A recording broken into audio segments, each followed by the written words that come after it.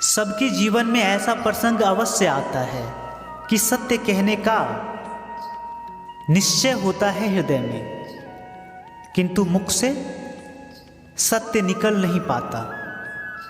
कदाचित किसी दूसरे की भावनाओं का विचार आता है मन में, दूसरे को दुख होगा ये डर भी शब्दों को रोकता है।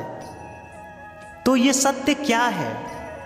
जब भय रहते हुए भी कोई तथ्य बोलता है तो वो सत्य कहलाता है। वास्तव में सत्य कुछ और नहीं, केवल निर्भयता का दूसरा नाम है। और निर्भर होने का कोई समय नहीं होता, क्योंकि निर्भयता आत्मा का स्वभाव है। क्या प्रत्येक क्षण सत्य बोलने का समय नहीं होता? स्वयं विचार कीजिए। जीवन का हर क्षण निर्णय का क्षण होता है। प्रत्येक पग पर दूसरे पग के विषय में कोई निर्णय करना ही पड़ता है, और निर्णय अपना प्रभाव छोड़ जाता है। आज किए गए निर्णय भविष्य में सुख अथवा दुख निर्मित करते हैं, ना केवल अपने लिए, अपने परिवार के लिए भी, आने वाली पीढ़ियों के लिए भी। जब कोई दुविधा सामने आती है तो मन व्याकुल हो जाता है और निश्चय से भर जाता है।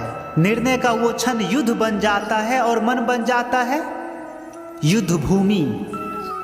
अधिकतर निर्णय हम दुविधा का उपाय करने के लिए नहीं, केवल मन को शांत करने के लिए लेते हैं।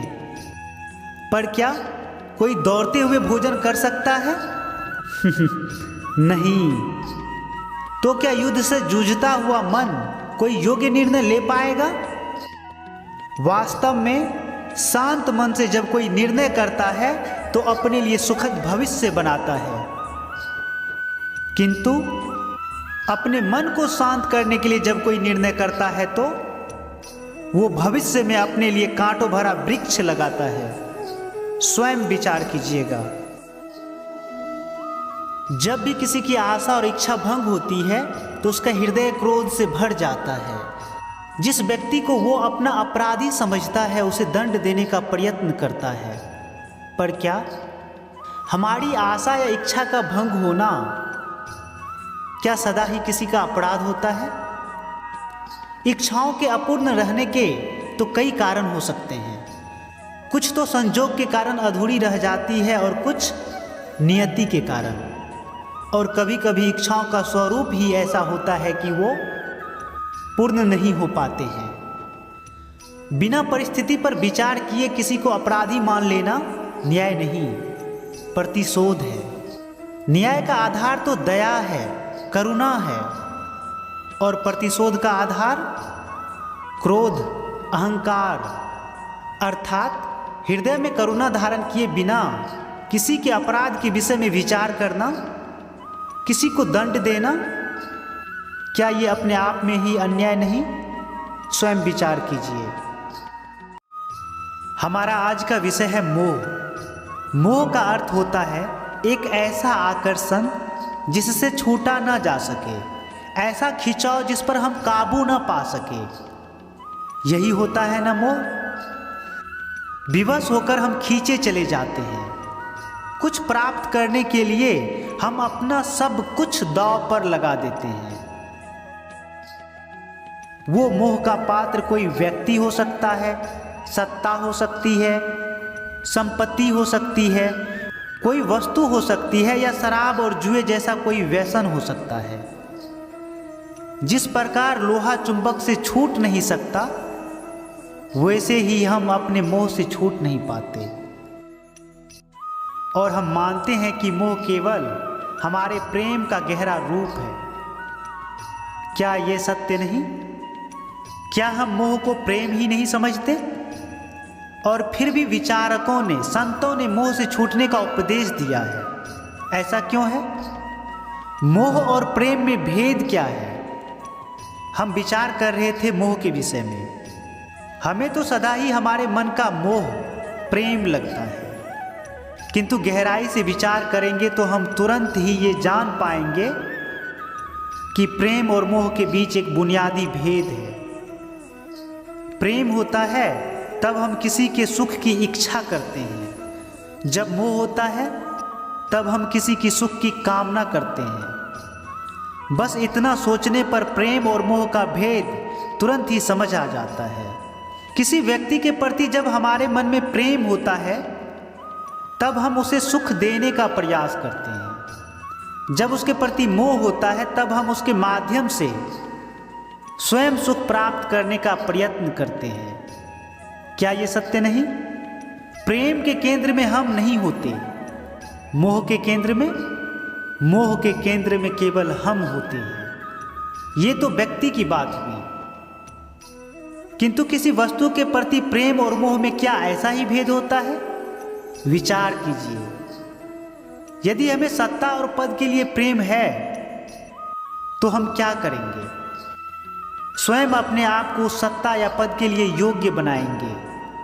किंतु यदि मोह है तो हम उसे प्राप्त करने के लिए किसी भी प्रकार का अनुचित कार्य करने को तैयार हो जाएंगे।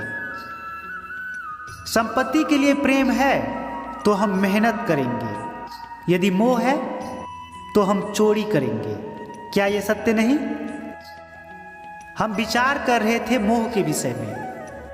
जिस वस्तु या व्यक्ति के लिए हमें मोह होता है, हमारे सारे सुख का आधार हम उसे ही मान लेते हैं।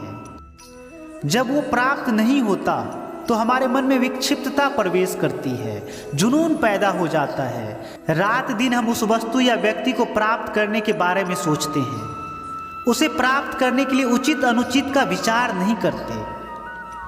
यही कारण है कि मोह से भरा व्यक्ति स्वयं को और समाज को हानि पहुंचाता है। तो क्या इस मोह से बचना इतना कठिन है? नहीं। मोह से छूटने का सरल सा उपाय है। मोह को प्रेम में परिवर्तित कर दें, अर्थात बस इतना जान ले कि हमारा सुख और दुख किसी वस्तु या व्यक्ति के कारण नहीं हो सकता। सुख और दुख ये तो हमारे अंतर का व्यापार है, हमारी आत्मा का स्वभाव है। जैसे ही हम किसी को अपने सुख का आधार मानना बंद करते हैं, क्या तुरंत ही हमारा पागलपन नहीं छूट जाता? एक छोटी सी बात से इसको समझा जा सकता है। बचपन में खेल के लिए पागलपन था, बड़े होने पर खेल के प्रति प्रेम अवश्य है, किंतु अब पागलपन नहीं, अर्थात मोह बांधने का प्रयास करता है। इसीलिए सदा ही दुख का कारण होता है। प्रेम मुक्ति देता है, इसीलिए सदा ही सुख का आधार बनता है। इन सभी बातों पर विचार अवश्य कीजिएगा। यदि वीडियो से कुछ सीखने के लिए मिला है तो चैनल को सब्सक्राइब अवश्य कीजिए। चलिए मिलते हैं अगले वीडियो में, तब तक देखते रहिए मोटिवेशन सागर। संसार का सबसे बड़ा पाप गरीबी है। गरीबी वो दुख है जिसकी चोट बड़े से बड़े वीर को घुटने टेकने पर विवश कर देती है। गरीबी बड़े से बड़े ज्ञानी का और बड़े से बड़े धर्मात्माओं का धीरज और धन चकनाचूर कर देती है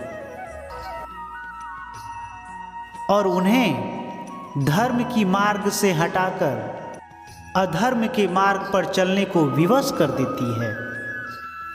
मेरा ये भक्त गरीबी की उसी चरम सीमा तक पहुंच गया है जहां पर बड़े से बड़े वीर और धीर पुरुष अपने घुटने टेक देते हैं।